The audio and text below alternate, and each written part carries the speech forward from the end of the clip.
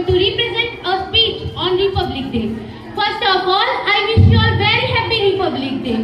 India will celebrate its 74th Republic on January 26, 2023. On this day in 1950, our Constitution came into force. This day reminds us of our freedom struggle, how the great freedom fighters of India sacrificed their lives to get us full Swaraj. It's because their struggle, we live in a democratic country. The beauty of our country is we have speak different languages and have also conflicts and differences. But on a national festival, we all are Indians.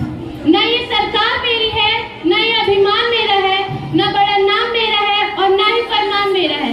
मुझे तो गर्व हमेशा इस बात का रहता है कि मैं हिंदुस्तान की हूँ और हिंदुस्तान मेरा है.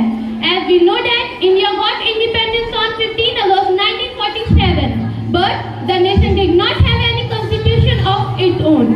However, after many discussions and consultation, a committee headed by Dr. Bhimrao Ambedkar, he submitted the draft of Indian Constitution, which was ready in 2 years, 11 months, 18 days. Our Constitution gives us various rights and responsibilities. We live in a democratic country where people enjoy their fundamental rights.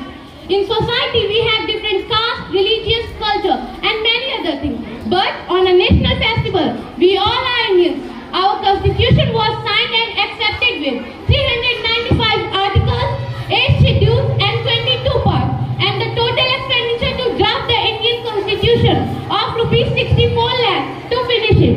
It's all possible by Dr. Bhimrao Ambedkar. He was the head of drafting committee which draft the Indian Constitution. So salute the great people to like this. कुछ नशा तिरंगे की आन का, कुछ नशा मातृभूमि की शान का. हम लहराएंगे हर जगह ये तिरंगा. नशा है ये हिंदुस्तान के सम्मान का.